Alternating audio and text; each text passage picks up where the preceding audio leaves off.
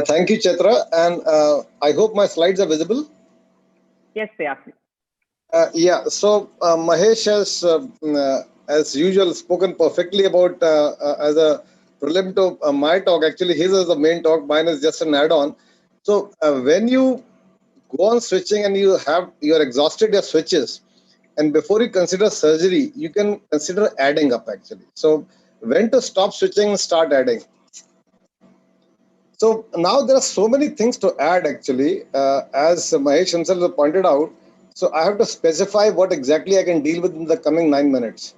So I'm not talking about combining injections with topical drugs, for example, dorzolamide, which may or may not help, but so far has not helped. Or combining injections with lasers, which reduce the number of treatments but don't improve the vision. Or for that matter, combining injections with surgery, which definitely improve the outcomes, but we're not discussing them here. And we are not even combining two anti-VEGFs, which or with methotrexate. Again, these things do not have any confirmatory knowledge as of yet. So what are we talking about? We are basically reducing the stock to anti-VEGF and corticosteroid combination because they are complementary pathways. We know for ages actually, since Tony Adamus said in an editorial, and actually there was an IOCS devoted to it, that is diabetic retinopathy an inflammatory disease? And yes, now we know that it is. So there are two pathways, vasculogenesis and inflammation, both of which have to be addressed.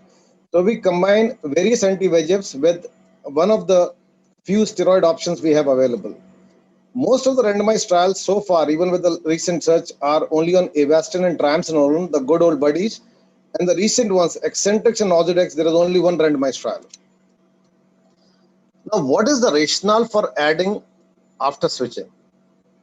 Again, as has been pointed out earlier, this was shown even by ETDRS. Dr. Mangat just pointed out a recent trial, but it has been shown by Rise and Ride, and even before that by ETDRS, that close to half of the patients do not improve to 612 even after 2 years.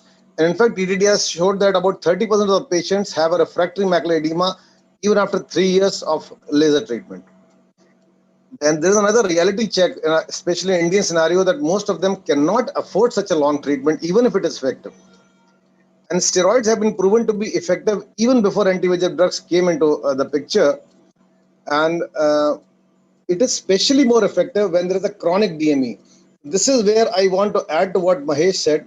He said that up to 6 months you can switch, and after that switches don't work. Why?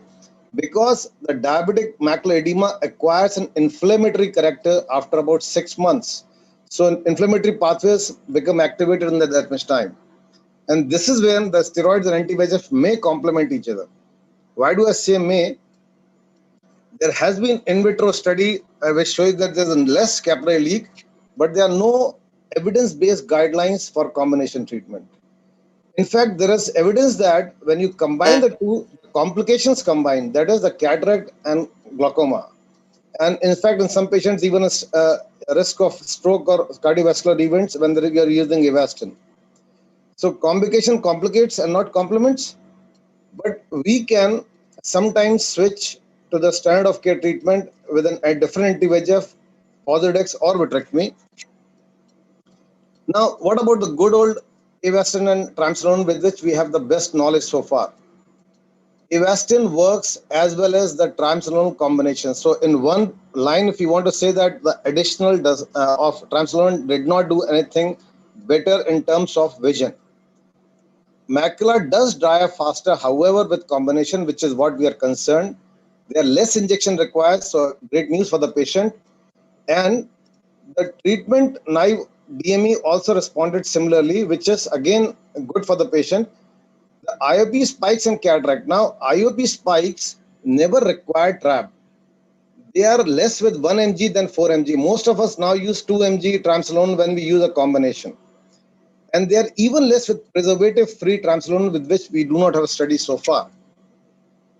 Now, what about Eccentrix and Ozurdex, the protocol U, which is the only RCT available now? So they had about 130 eyes with persistent DME. It was refractory to at least 6 injections, 20 given initially and 3 more before calling it persistent. And then 1 arm on Ozurdex and 1 on combination. There was no difference in visual gain again, but the macular drying doubled in combination at 6 months. And if we apply more stringent criteria for the refractory label, then there were better visual gains as well. And it looks non-intuitive. Drying is more with the combination. Why is the vision not improving? Because mainly we are treating the refractory DME. There is already a pre-existing photoreceptor damage. Now we have know very well that it is a neurodegenerative disease, and therefore the photoreceptors cannot go on the cycle of drying and edema repeatedly. So, and are we not used to no visual gain already? We have used grid treatment for diabetic macular edema for ages, and that never improved vision. Actually, we are always concerned about stabilizing vision. So, is the treatment of macular drying the macula worthy goal?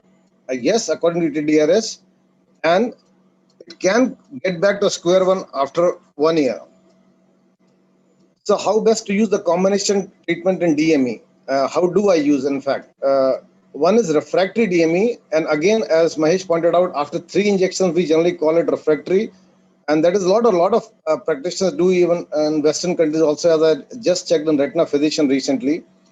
The treatment naive eyes could fare better, but none of us do a combination treatment naive eyes.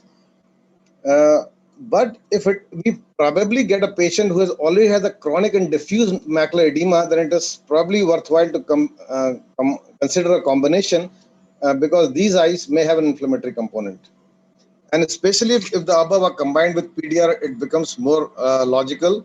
And remember that eccentrics and orthodox have not been tried in a treatment naive DME. So this is one of the pictures we have. I tried this treatment, and triamcinolone works even when an epiretinal membrane is present. This is very important to know because it reduces scarring. As again Mahesh has said, I'm just repeating that in presence of lipids, triamcinolone works better, and in combination with Avastin, it dries up the macula and treats the disease. And this is a patient I have given about 10 anti-VEGF injections, a very bad-looking macular edema, a full PRP done. It did dry up with the combination, but again it had a subclinical or a baseline kind of edema, and this is my last follow-up at 3 years. So to sum up, the choice combination is eccentric and orthodox if the patient can afford it. It can dry the macula. The intraocular pressure rise, which we talk about so much, actually does not happen so commonly in Indian patients. Even though the combination pack does not have added benefits in terms of vision and added risks, it reduces the treatment burden for the patients, so less follow-ups. So make sure of the IOP profile and cardiovascular risk. Remember that vision loss due to cataract is included in many of the studies of triamcinolone, so it might be actually better than what we know. And only it is applicable for the refractory DME. Do we want to dry up the macula without visual gain? For me, the answer is yes, because it at least stops the multiple patient visits. When do we try it? When the anti-VEGF fails for at least 3 times. And it is worth repeating that diabetes has to be controlled along with hypertension and other systemic disease. Finally, as Dr. Mangat pointed out and Dr. Lalit also pointed out, learn to give up. Thank you very much.